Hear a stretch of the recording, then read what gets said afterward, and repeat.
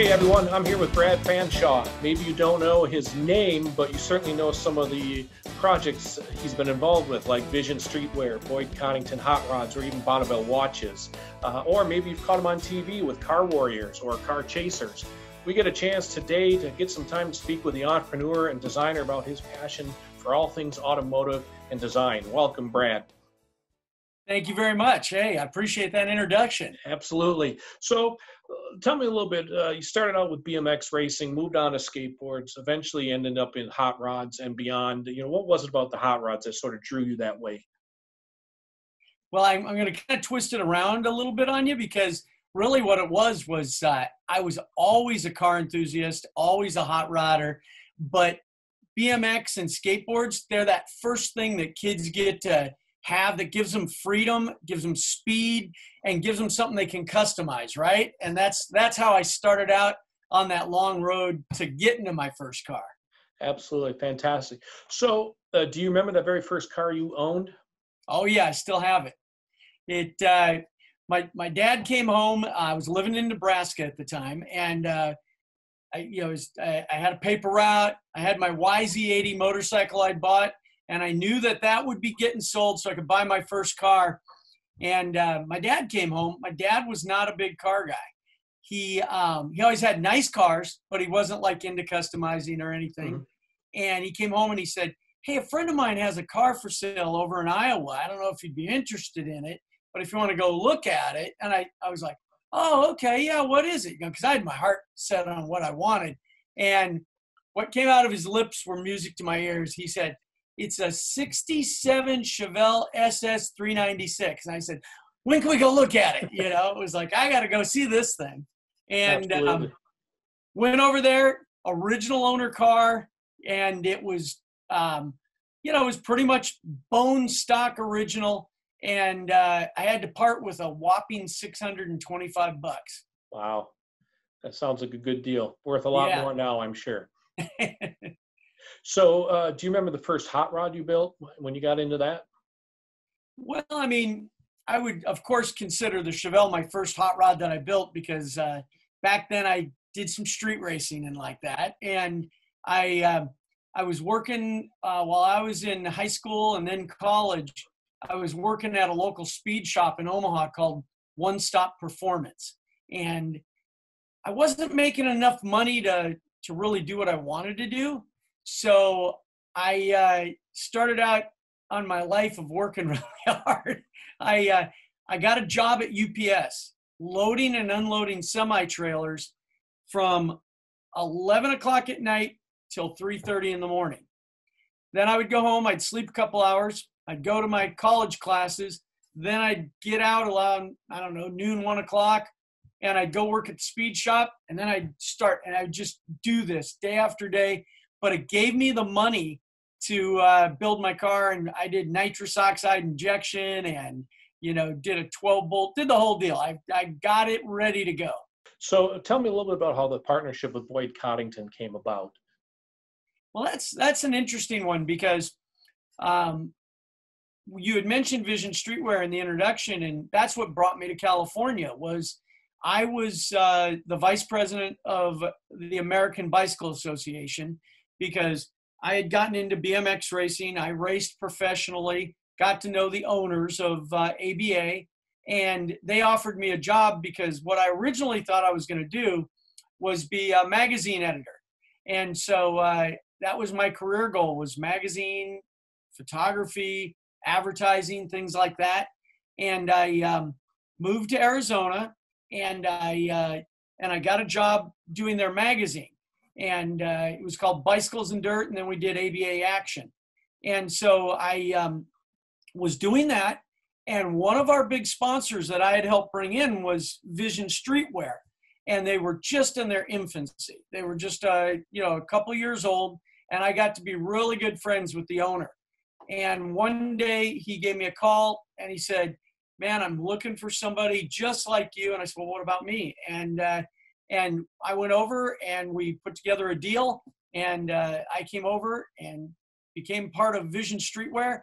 And then together we grew it in about 5 years from about 10 million in sales that he had grown it to to 120 million in sales.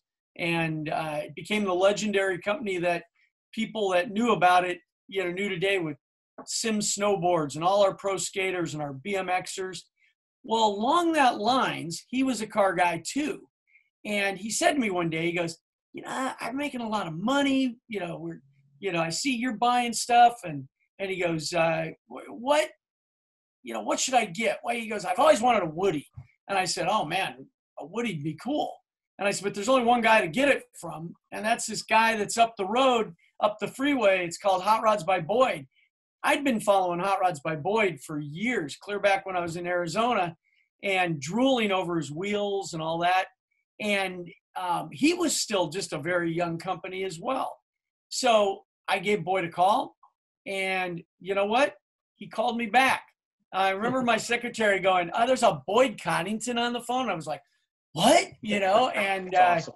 Yeah, it was cool. And we became fast friends. And then when we sold out on Vision and sold all the divisions to Adidas and Hasco and everything, I was kind of looking for what to do next.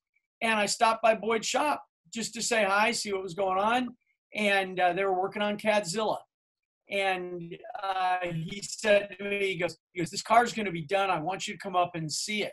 And so I said, oh, I'd love to. So the day it was getting put on the semi to go, he called me and he goes, you got to be here by 6 o'clock. That's when they're picking the car up. And I went up and I saw Cadzilla in person. It just, nobody'd seen the car yet. And I was just, he walked me around it, told me all about it. And I was just blown away. And him and I started talking.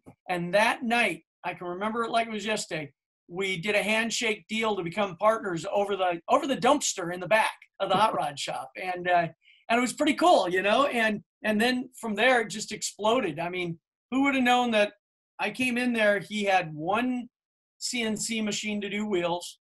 He'd already built this famous Cadzilla and all kinds of other cars. He'd already won America's Most Beautiful Roadster show once. And 5 years later, we would have won it together 5 more times. We would have hired Jesse and Chip and all the other guys that worked there. And we would have taken the company from about $500,000 a year hot rod shop and wheel company to about 40 million. And I took it public on NASDAQ. So it was good times. We had a lot of fun. Fantastic. And Chip and Jesse, I'm assuming allude to Chip Foose and Jesse James, correct? Yes, exactly. Okay. Yes. Just want to make sure we get that. So, after your time in going public with Boyd Coddington, you partnered up then with Michael Anthony, Van Halen fame. Yes. Start out, created your own automotive design studio. Tell me a little bit about how that came and how you hooked up with Michael. Well, again, everything links in the world, and right. The band Poison, who was huge. Well, go back to my Vision days, and we worked with every single band in the rock and roll 80s. I mean, you talk about the Rolling Stones, Guns N' Roses, Poison, Aerosmith, Tom Petty. They were all at our offices. We were all hanging out together. And, some of the people you get to be really good friends with. Well, one of those people that I got to be really good friends with was a guy named Scotty Ross, who was Poison's road manager. Well, later on, he became Van Halen's road manager. And he had mentioned to Michael and Eddie and all the guys, there's this guy you should meet. You guys would just be great friends. And he knew from working with the other bands that I wasn't one of these guys that, like, oh man, I'm super fan Brad, Right. Right. And so the guys invited me up to the studio, up to the 5150 studio, and we did become really good friends. And but Michael and I just hit it off like brothers, man. It was like everything was the same. Our wives got along, and we started hanging out together. He got me into fast boats, and then we started talking about he wanted to build a car. And so he didn't know what he wanted. He'd had a couple hot rods, but he had kind of that, got with the wrong shop, had a bad deal here, a bad deal there. And so we kind of sat down one night, and like I always said, I built the hot rod I would have built vicariously through Michael, you know, the black 33 with flames and a red interior. And we made this laundry list of what he wanted. And then I took it back to Chip, and like we always would, is Boyd, Chip, and I would sit down. And because Boyd and I, the reason we hired Chip was because I kind of coined the phrase that we were conceptual artists, which in rough terms means we can't draw a damn thing, not even stick people, but we can see it in our heads. We draw these crude little things and then try and get somebody to interpret it. And from having Chip around freelance for a couple of years, we realized that he was really good at interpreting our dreams and aspirations and our chicken scratches. And then he would always throw in a little bit of fooseness, you know? And so we did that with Mike's Roadster, and it worked out just awesome. And then Mike and I continued our friendship. We had another 40 built for Mike, and everything just kind of fell into place. And when I sold out my interest in Boyd's, he asked me, we were on a vacation with our wives, and he goes, "What are you going to do now?" And I said, "Yeah, I'm trying to think of what I'm going to do next." And we started tossing ideas around, and I told him I had been thinking about starting a watch company because I was the second largest shareholder of Boyd's, and because I was a board member and the COO, they make you sign this thing that says you can't be a hot rod builder, you can't be a wheel builder. It got ridiculous. I couldn't even build go-kart wheels, it said in the thing. And I agreed to it because I sold out and it was a publicly held company. But I had to do something that wasn't the same thing. And so I'd always loved watches. And they really are, when people ask me, watches, what are you talking about? Well, first of all, my great-great-grandmother is from the Breitling family. So it must have been in my veins. Didn't help me worth a damn, but it was kind of in the DNA. But what is really true about it is, what are hot rods other than something mechanically built that people enjoy the mechanics and the aesthetics? And that's how men look at watches. There's something built that people are attracted to because of mechanics and aesthetics. And so I did a lot of research. I wanted to have the very best watches in the world. And I wanted to build them here, but then I found out that was almost an impossibility.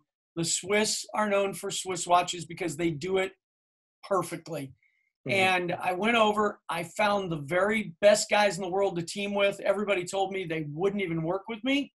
And when I took them over our drawings, that I had a guy that interned for me at Boyd's by the name of Michael Desmond, who is an incredible designer and illustrator, had him interpret everything for me on these great drawings.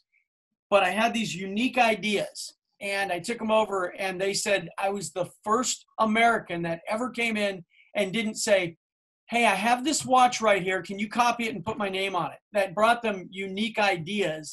Mm-hmm. But what really sealed the deal was the machines they used in their machine shops were identical to what we used at Hot Rods by Boyd and Boyd Wheels.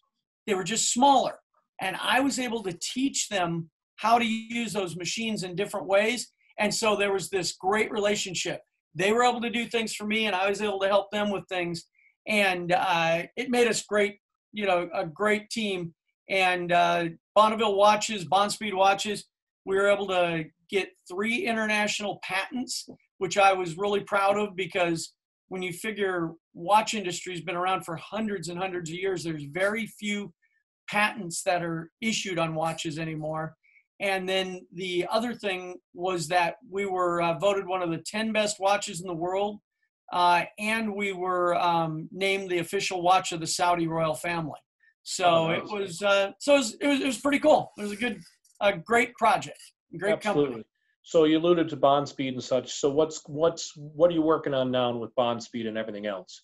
Well, once my agreement with Boyd's ended, I was able to get back into the wheel industry. And so I originally did it under a licensing agreement with another company. But when that ended after a couple rounds, we we got back into doing them ourselves. And kind of the bittersweet story there is that Boyd and I, after I sold out, he was a little upset with me, and we didn't talk for about 10 years. But shortly before his death, him and I, we'd gotten back to be friends again. And it, you know, he approached me and he said, "Hey, I was kind of bitter and upset with you." He goes, "But, you know, I realized that we should have stayed partners." And I appreciated that. And so slowly over some time, we'd start having lunch, we'd start having dinner, we'd get together. And at one point, I mentioned to him that I was getting my license agreement back from US Wheel. And he goes, that's something. I'm getting my license back from American Wheel. And so we agreed to start a wheel factory together, and I agreed to help him with his hot rod shop again. And so over in La Brea, we put a warehouse behind his hot rod shop. And, you know, I had some things that I brought to it. He had some things we brought to it. We were just starting to build wheels, his line and my line side by side, when he got sick and eventually passed away. And so I guess, as far as I always look at it, the universe said, nope, we had one shot at it, and that was it, because we were that close. I mean, he had literally about a week and a half, maybe 2 weeks prior to his death, he had gathered all the guys up in the hot rod shop and told them, he said, "Hey guys, just want to let you know, Brad's back. He's going to partner up with me again, and you're going to start seeing him around here, not just with the wheels like you've seen him for the last month, but he's going to get back involved with the hot rod shop." And it was just never meant to be, you know? Right. Well, that's unfortunate. Yeah. So apart from all of that, you've been involved in television projects. You know, how did you seek them out? Did they seek you out? How'd that come about? Well, again, as we said, the links. Vision Streetwear, we did a lot of revolutionary television. The X Games are virtually based on what we did. Because we did events, live events with skateboard and BMX half pipe, where we had sold out arenas, and we built these beautiful lit half pipes, you know, not like most of them that you see. And that's what they used as their inspiration to go forward with X Games. So we had we had the largest television production company in Orange County back in the 80s, and it was called Unreal Productions. And we produced a lot of automotive programming. I did color commentary for drag boat racing, and we did our skateboard, BMX, snowboard events. So I really fell in love with television production. I thought it was just a great medium, a great way to do that. And what we did back then was, of course, we had the announcers all in our stuff, wearing it, talking to our riders, and we did barter programming. But so fast forward, and I had always loved that. And I had always, you know, made friends with some producers and things like that. And one day I get a call, and they said that they were going to produce this TV show, and they needed a host. And they didn't tell me who the other host was. And they said, "But we need somebody who's more technical." And I said, okay. And so I went in, got the job, and it ended up being Car Warriors.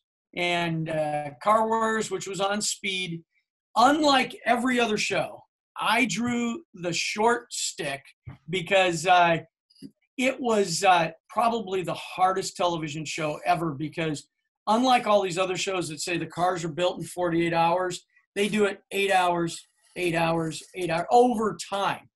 This one was literally what they call standards and practice. It was done like a game show where you had attorneys on set. And if something broke, like if one of the team's welders broke, they'd come out, gather everybody up, they'd film everybody and go, "You do understand we are stopping the clock because that broke and that'd be a disadvantage to that team." And everybody had to shake their head, yes. And then we would go sit down, and then when they got it fixed, usually me or Jimmy Shine fixing it, we would then run back out and start the clock again. So these guys would show up, and they would go, "Yeah, man, hey, Brad, how you doing, man? My team's from Florida, where I, you know," and I'd go, "Great, great." And they go, "So how long do we have?" And I go, "Well, it's 48 hours. "I know, but over how much time?" Because what they didn't understand was they were there in California for a week, but they were there for a week because they did all the pre-walk-ins, the follow-up interviews. They didn't understand that 40, and they went, what? And their eyes would get real big. And it was tough because we would get there, we would do the opening stuff. Then, and my co-host was Jimmy Shine, and Jimmy was the color guy, and I was the technical guy that went with the teams. And then we had another guy, Ray, and he was also one of the technical guys. And these guys would come in, they thought they had all time, and they'd go, I can't build a car in 48 hours. I'd go, trust me, you can do it.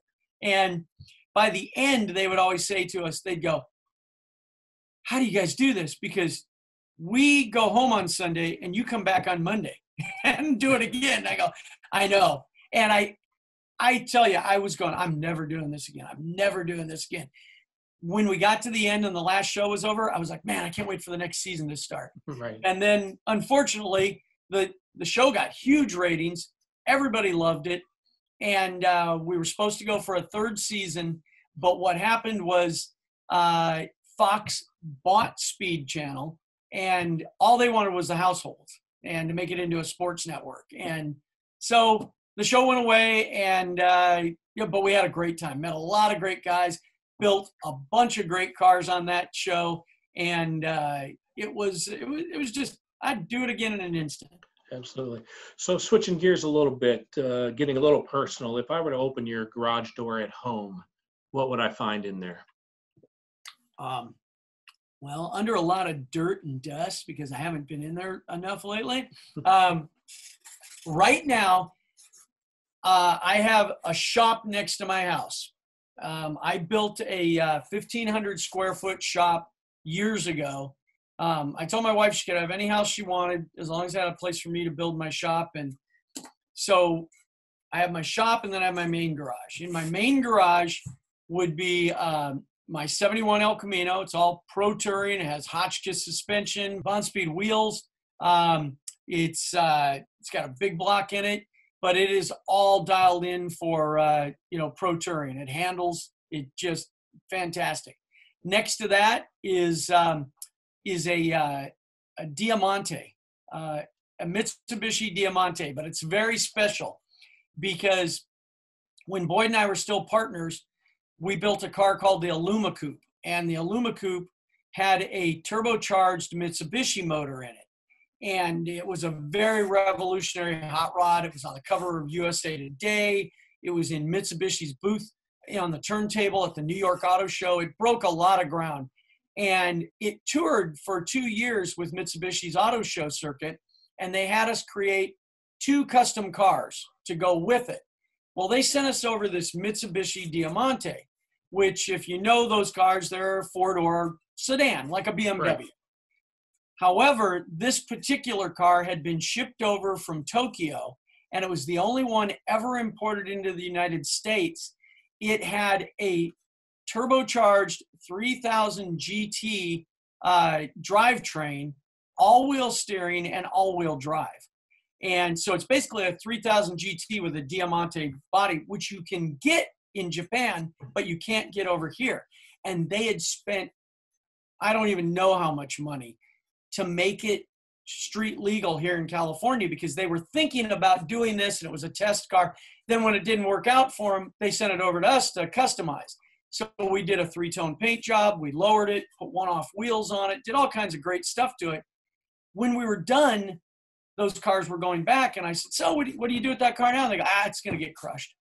And I went, whoa. I said, no, let me buy that. Oh, we can't sell that to you because it's got a manufacturer's VIN on it. Well, long story short, after a stack of papers about this long where I gave my life away, I own that car. And it's nice. It's a pretty cool car because it was built at the original Hot Rods by Boyd shop. It's got our Hot Rods by Boyd emblem on the back, and it's the only one in the world that's in America with that drivetrain. So it's kind of a cool little car. Nice. Jump over to my other shop. I've got a 69 Camaro in bare metal, and that has a motor on a stand, a crate motor sitting in front of it. And I got a lot of plans for that. And I have my Moon Eyes dragster, which was the original Moon Eyes dragster. And it's got a Hemi with a potted crank-mounted blower. And then there's a 560 SEC Mercedes from 1986 that we did at Boyd's. Boyd and I were always known for our all blacked out cars. And one of my Mercedes I got rid of, but the other one was my wife's, and we held on to it. It's all smoothed. It's all blacked out. It has one-off wheels that we cut for it, and it's a cool car. So that's what I got in there. Nice. So, when you have the occasion to get away, is there a favorite spot, road you like to drive? If you need to clear the head or want to press the pedal down? There's always the ones that everybody says, Highway 1 and things like that. But there is a great road that I've taken a couple of my cars on halfway between Phoenix and Los Angeles. And I can't even tell you the road number, but you come out of Quartzsite, you come up the hill, and as soon as you crest over the hill, there's a sign that says Sedona and Flagstaff. And if you take that road, it just goes off into the desert for just miles, just flat road. But then when it starts going up into the hills, some of the most incredible curvy roads that nobody's ever on. Every time I've been on it, you hardly see anybody on it. And that's one of my favorites, one of the secret ones. Right. Absolutely. So, apart from, obviously the car building, the watches, what do you do hobby-wise for fun to get away from the entrepreneur design side of Brad Fanshaw? Well, one of my hobbies is, I mentioned fast boats, which my partner Michael got me into. I was never a boat guy. Did not understand the whole, boat thing until after a SEMA show one year. Mike had gotten a new boat, and he said, "Hey, after SEMA, why don't we take the girls and go to my place in Havasu and take my new boat out?" And he literally had never even driven it. It was delivered out there, and I said, "Yeah, let's do it." And the minute I got out on the water and found out there were no speed limits and that you could go as fast as you wanted and you could have these high-performance boats. Every boat I'd ever been on was either a slow boat and pleasure craft or electric something. But Mike had fast boats and got me hooked. And less than a year later, I went and bought a 27-foot enclosed bow Hallett with a Paul Foff motor in it. And when you can take a 27-foot boat that is stable as can be with a deep V hull and go like 105 miles an hour on the water, it is a kick in the pants. And then the other part of it, it's just the scene. It's just taking the family out, hanging out, swimming, have the coolers, and just enjoying it. The worst part of it is having to drive all the way to the lake. That's the worst part. That's fantastic. It's pretty much all the questions I've got for you. Any final thoughts? Anything you want to cover that we didn't cover? Well, I don't know. Did we mention Bonspeed Wheels at all? A little bit, but tell me more. Well, Bonspeed Wheels, when I started that company, we decided to get back in after the Boyd, issue when he passed away. And we now manufacture all of our wheels right here in Anaheim, California. And sorry about that. Breaking CNBC news. So it's that day and age we live in. That's right. And we really strive to be leaders in design and quality. We're not the biggest. We don't try to be the biggest, but we give great customer service and try and really kind of be the cutting edge of design. And then other than that, I can't keep my entrepreneurial spirit out of anything. And when all of this COVID-19 started happening and I had to shut down my wheel factory, I couldn't sit around idle, and I started looking for how I could help out and do something with this. And I developed a brand new company called Touch It Safe. And what they are is we repurposed finger cuts. In a lot of industries, electronics to automotive to glass, they use what looks like a rubber glove without the glove. It's just the finger covers. And I said, you know what? A lot of people know about those if they're in manufacturing or food service, but the average person doesn't. And I started reading all these articles about how people should not really be wearing rubber gloves because all they're doing is transferring germs from place to place. So we came up with Touch It Safe, which is basically you just roll it on, you touch that ATM, the gas pump, the grocery store keypad, whatever, and then you immediately roll it off and throw it away. That way you're not transferring, but you're still protecting. And I was really proud of my team because everybody working from home, everybody under these extreme conditions, we went from my concept to a working website, packaging. We acquired all of the packaging equipment. We developed the packaging, had it printed and shipped in 3 weeks.